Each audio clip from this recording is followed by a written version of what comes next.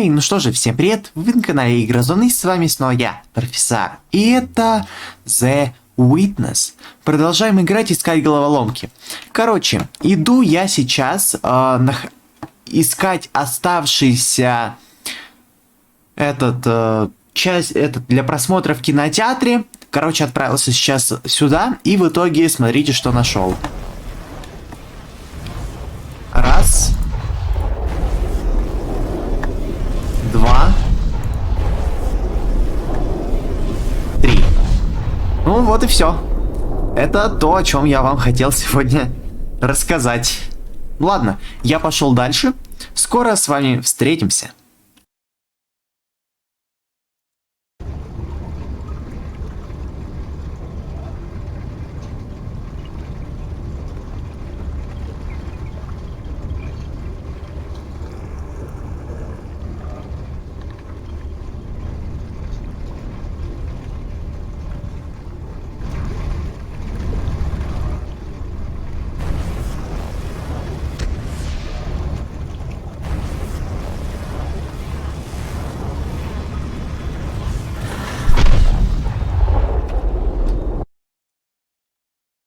Итак, вот мы и снова здесь. Посмотрим еще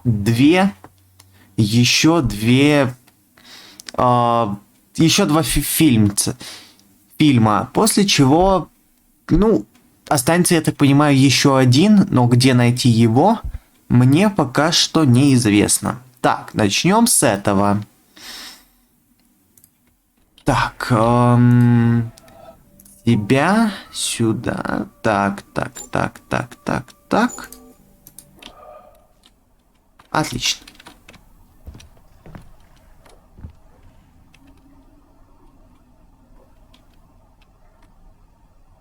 Так.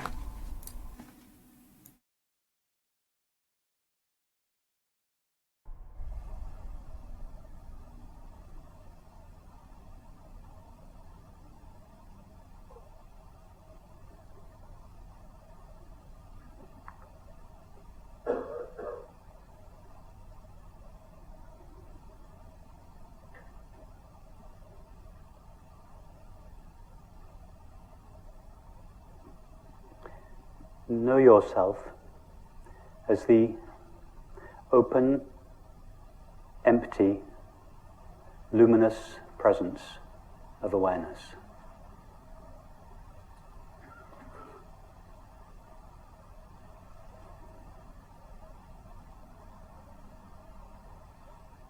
Open because you say yes unconditionally and indiscriminately to all appearances of the mind, body, and world. Like empty space, you have no mechanism inherent within you that can resist any appearance.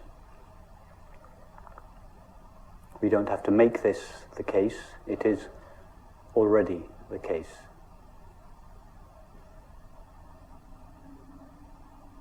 Empty, because although you, I, this aware presence, is aware of thoughts, sensations, and perceptions, it is not made out of a thought, a sensation, or a perception. It is made out of pure knowing or awareness.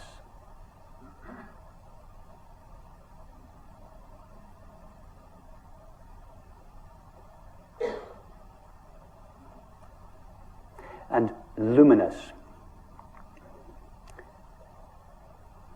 because just like the sun, relatively speaking, that renders all objects seeable,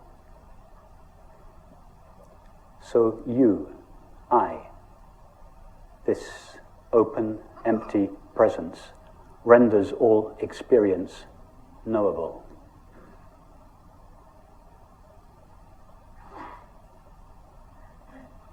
In fact, we don't really see objects, relatively speaking, illumined by the sun. We just see reflections or modulations of the sun's light, appearing as a multiplicity and diversity of color. In the same way, we don't really know the objects of the mind, body, and the world. We just know our knowing of them. All we know, all that is known, is the knowing of experience. And you are that knowing.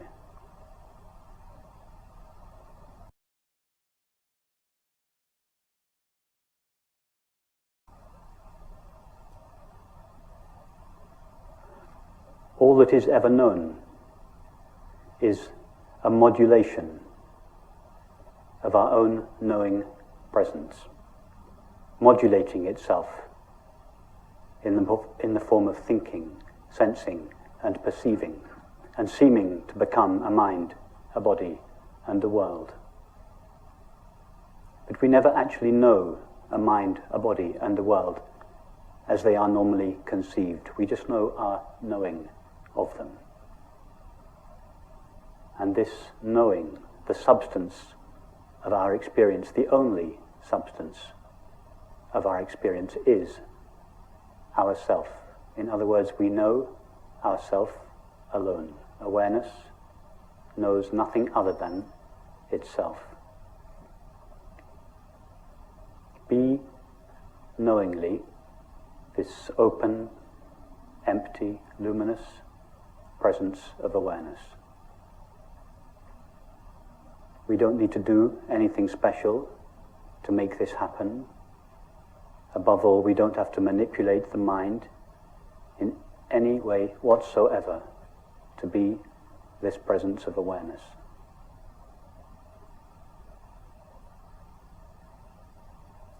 This presence of awareness, which is simply our self, what we refer to when we say I, is ever present.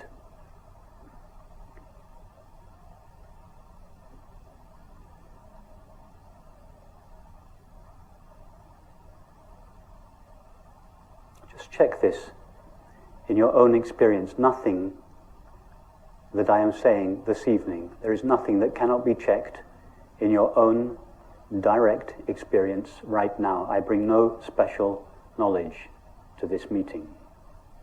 I don't have a store of knowledge which I am disseminating. I'm just, within the limits of language, trying to describe the current experience. Ask yourself, do I know anything other than now?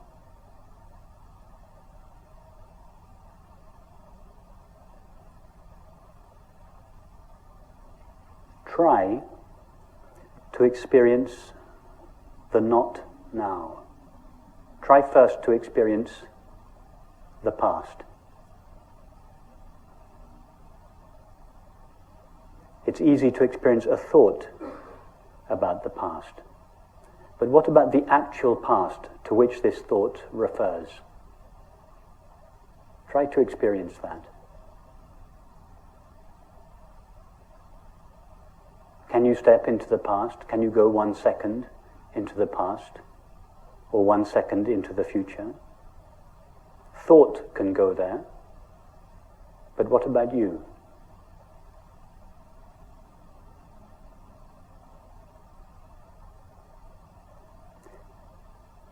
Really try to go there to make sure that this is not just an interesting philosophical conversation, but that it is actually your experience.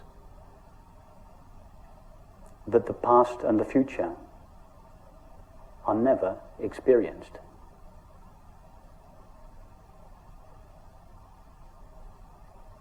And if the past and the future are never actually experienced, they are only thought about. And that thought about the past and the future is always now. If this past and future are never experienced, what does that say about time?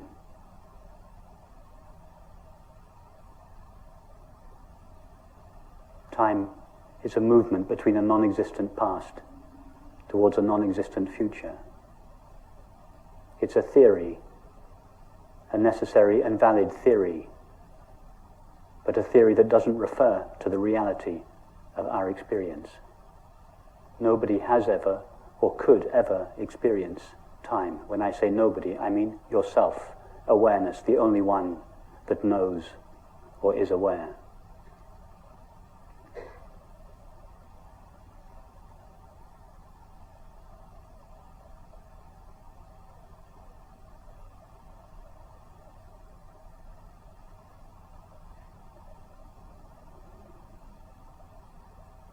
When I arrived off the plane from London in Washington, D.C. last weekend before coming here, the friend who picked me up asked me how the flight was, and she said, "How long did it take?" And I experienced thought being cranked up like an old motor, a little resistant to get going. And for a moment, I could feel the cogs of thought almost moving, trying to work out how much time the flight had taken. Because in my experience, it had been now all the way.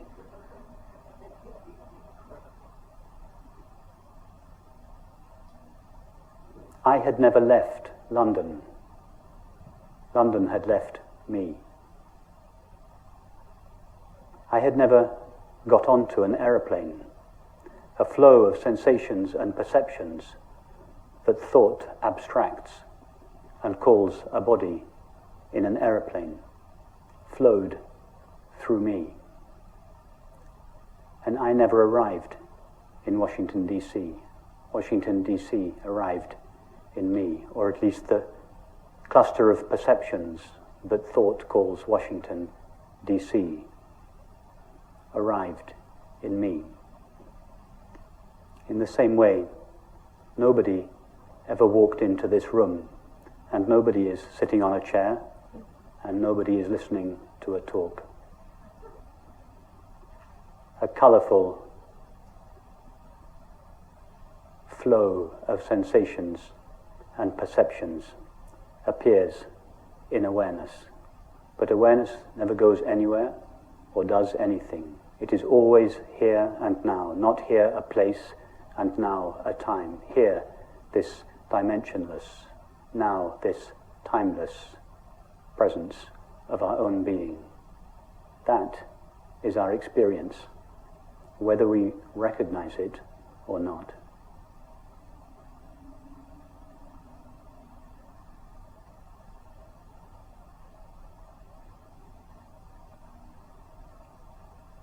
Now the mind may feel a little rebellious when it hears this. It may say, yes, yes, yes, that's true, but there is an undeniable continuity to my experience. And this undeniable continuity would seem to be evidence of time.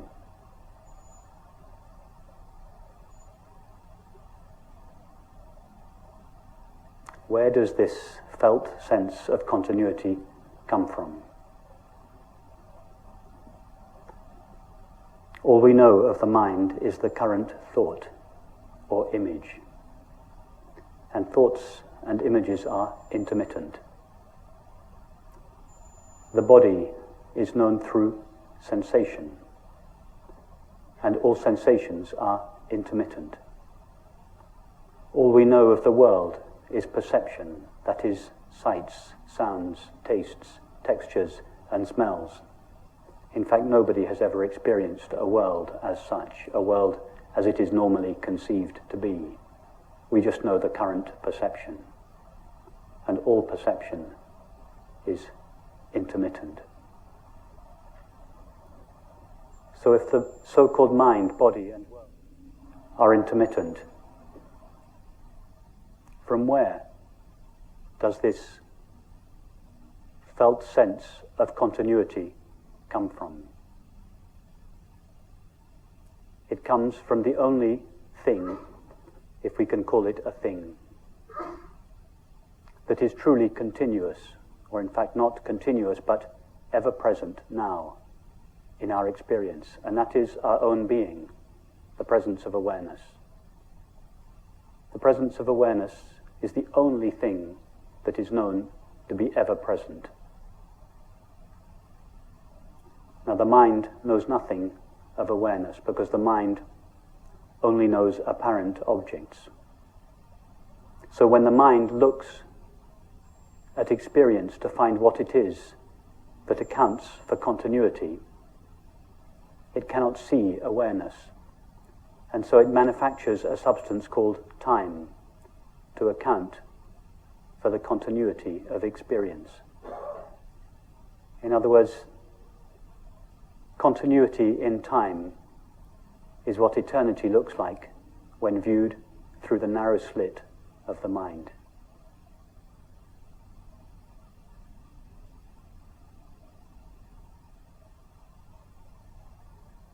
Permanence in space is what the infinite, unlimited nature of awareness looks like when viewed through the narrow slit of the mind.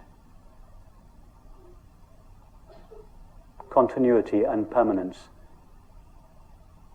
are pale reflections at the level of the mind of the true, eternal and infinite nature of awareness, that is, of our self.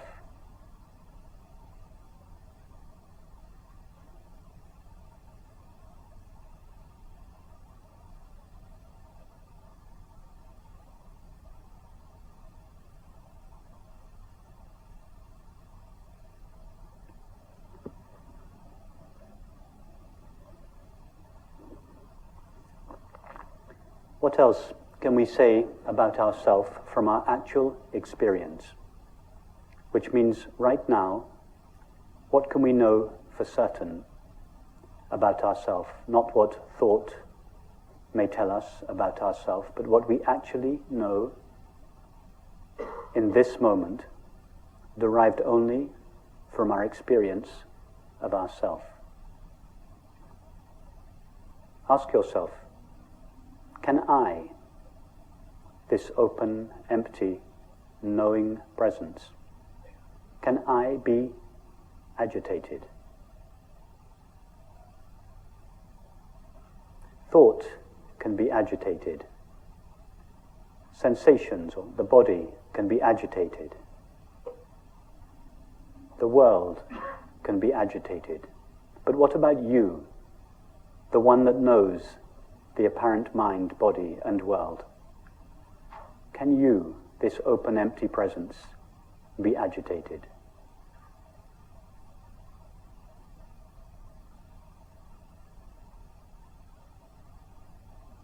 See, in your experience right now, that you are, and this of course is just an image, are like an open, empty space, such as the space of this room. Nothing that appears within this room can agitate it. We are all sitting peacefully now, but if we were to stand up and start dancing or fighting, would the space of this room become agitated?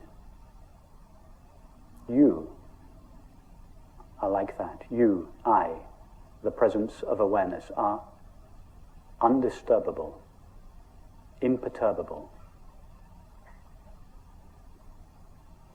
We don't need to become imperturbable, and this undisturbability of ourself is not dependent upon the condition of the mind.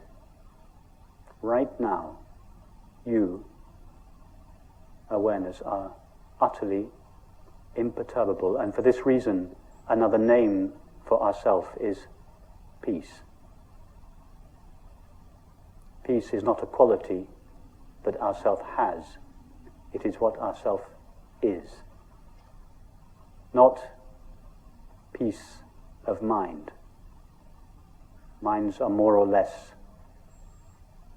agitated. This peace that passeth understanding, that is not of the mind. It doesn't have to be sought. It is not hiding in the background of experience. This very awareness that is seeing, hearing, knowing, is pure peace itself, shining in all experience, however apparently agitated that experience may be.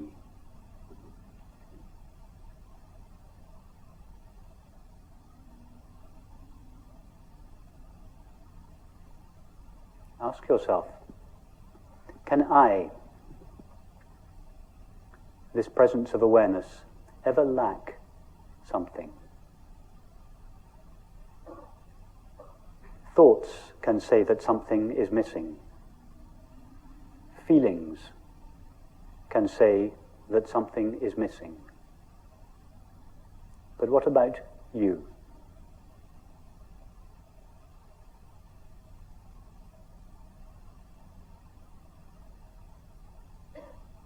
Without referring to thought or feeling, is there the slightest motive in you to avoid the now and replace it with the not now?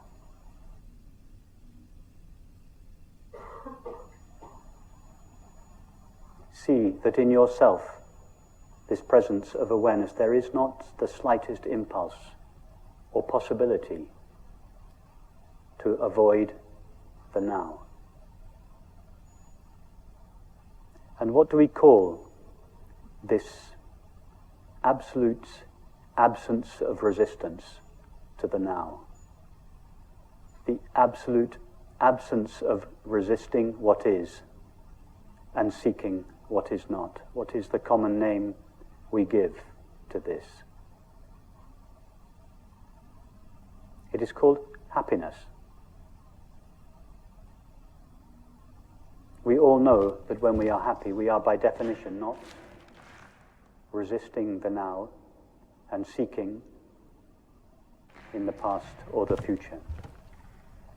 By happiness, of course, I do not mean a pleasant state of the mind or the body. I mean this absolute impossibility of ourself ever to resist or seek. To resist what is and to seek what is not. So happiness, like peace, is just another name for ourself. It is not a quality that ourself has, it is what ourself is.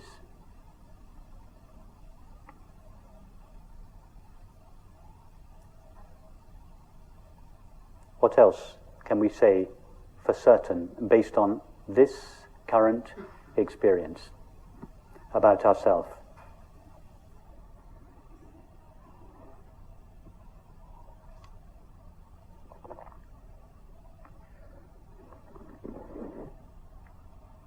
When I was driving here, or being driven here, the day before yesterday, from the airport in San Francisco, I was looking in the wing mirror of the passenger seat, and I noticed the words inscribed at the bottom of the wing mirror. And they said, "Objects in the mirror are closer than you think." A statement of pure non-duality.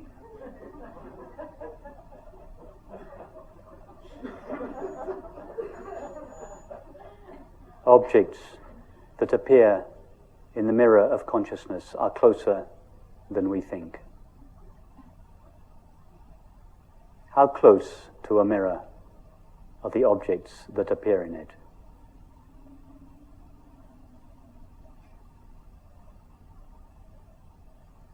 Are there in fact two things?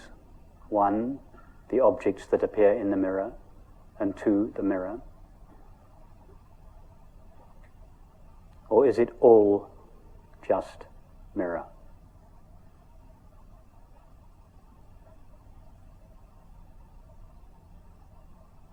All we know of the apparent mind is the experience of thinking.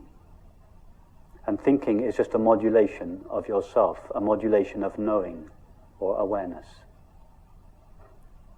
All we know of the apparent body is the experience of sensing. And sensing is a modulation of yourself, awareness.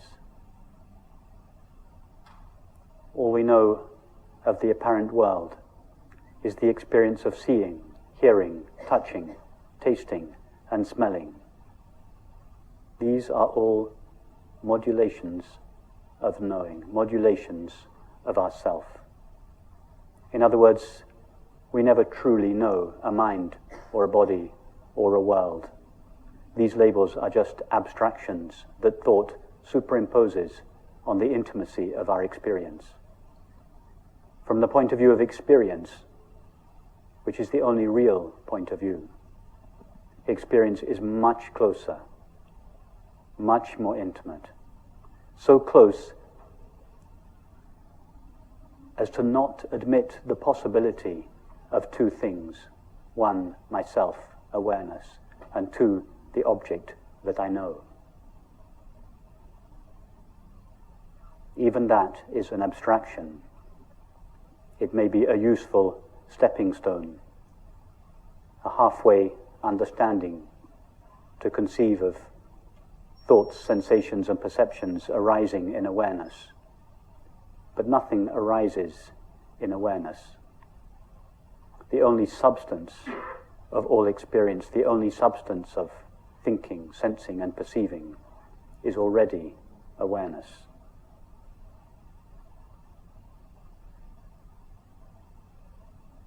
What do we call this absolute absence of two things?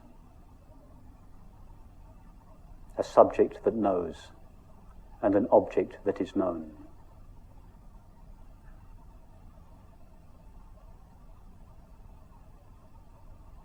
Take now the experience of hearing.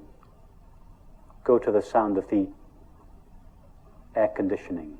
Forget about the labels sound and air conditioning. Our only knowledge of the apparent air conditioning is the experience of hearing. How close does hearing take place to you? 5 meters away? 10 meters away? Refer only to your experience, not to what thought tells you about sound. Where is hearing? Is it close? Intimate?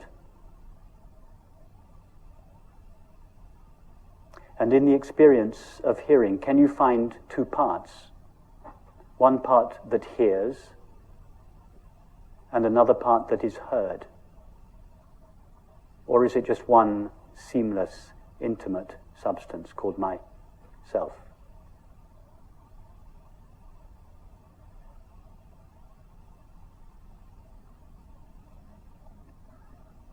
And what about this room? Thought says, I, the inside self in here, sees the room, the outside world, out there. But what does experience say? All we know of the apparent room is the experience of seeing. Remove seeing, and the room vanishes. In other words, we don't know a room. We just know the experience of seeing. Does seeing take place 5, 10, 15 meters away from yourself? Or is seeing utterly intimate?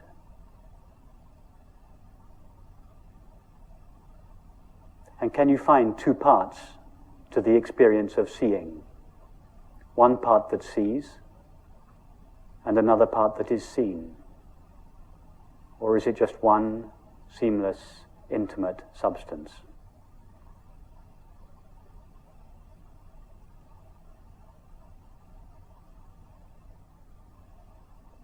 And what is the name, the common name we give to the absolute intimacy of all experience? It is called love.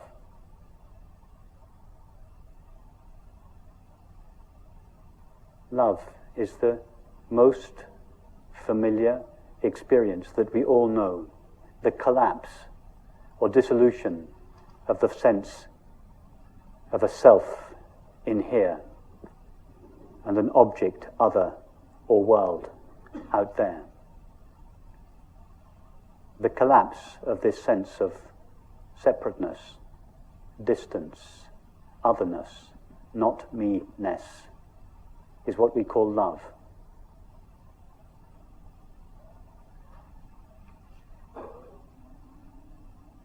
Love is just another name for non-duality. If we call it non-duality, there's just a few thousand of us in the world that are interested in it. But if we call it love, or peace, or happiness, then all 7 billion of us are interested in it.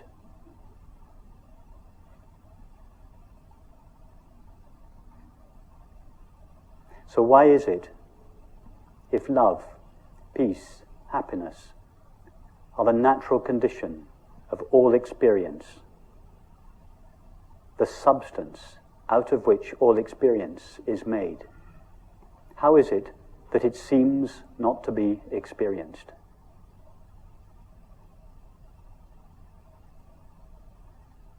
It is because of a single thought that rises in awareness, made only of awareness, which imagines that awareness shares the limits of the thoughts, feelings, and sensations that appear within it. It is like imagining that a mirror shares the limits of the objects that appear in it. With that thought alone, the ever-present, unlimited awareness, which is what we are, seems to acquire or take on the apparent limits of the body and the mind, just as the screen seems to take on the limits of an image when a film begins. As a result of this imaginary collapse or contraction of our self, unlimited, eternal awareness into a body and a mind, these qualities of love, peace, and happiness are seemingly veiled. And it is for this reason that the self, the separate self that thought imagines us to be, is always, by definition, on a search in the imaginary outside world for the apparently lost love, peace, and happiness.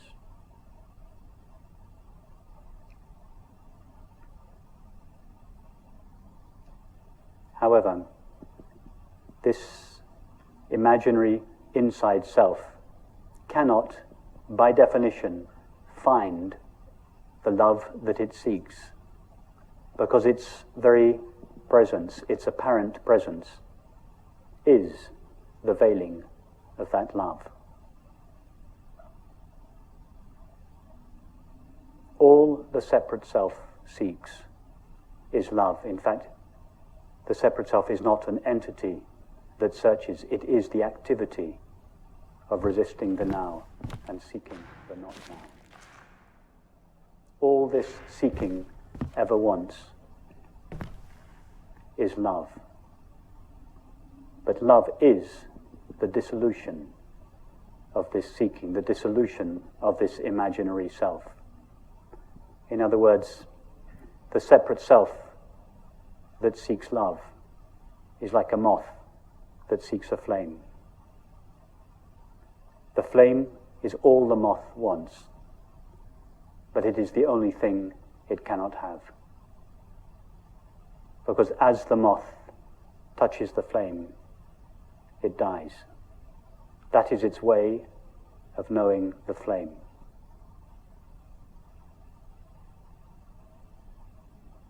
It becomes the flame as it touches it.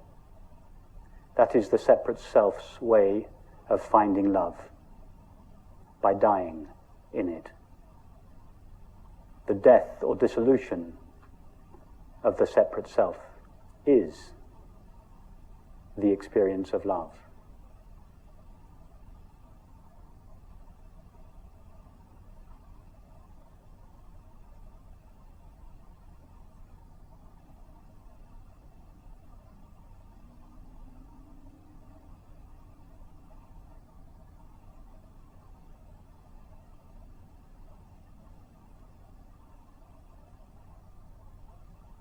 So simply be knowingly this open, empty, luminous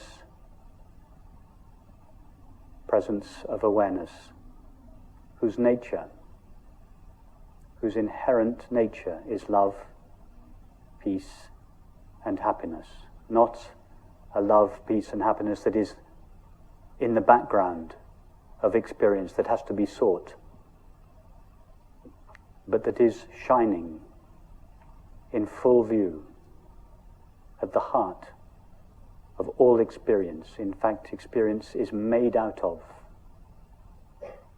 this substance called peace or happiness.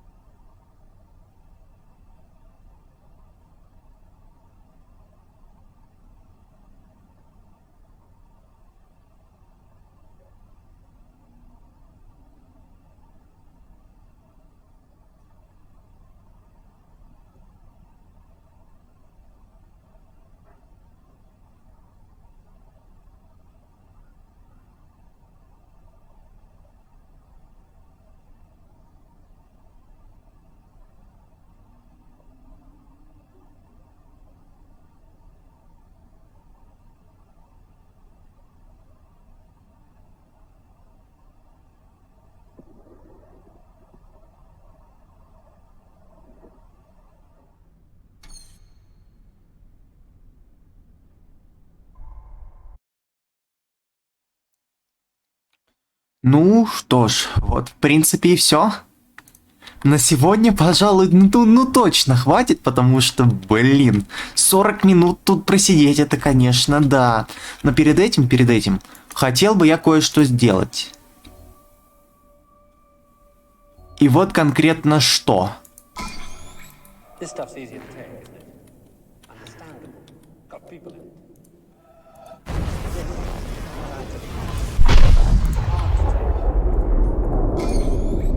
Ну, вот и все. Да, что-то громко у меня тут немного получилось, но окей. Что ж, на этом мы с вами будем прощаться. Все, что я хотел сегодня сделать, ну, мы, в принципе, выполнили. Лекцию послушали, хоть у нас осталось еще целых 2. Одну из которых я пока не знаю, где найти, но... возможно, в будущем она найдется. Также меня немного волнует вот это, но... ладно. Сейчас нам нужно думать совершенно не об этом. Что же, спасибо, что смотрели. Всем удачи, всем пока. Пока-пока-пока.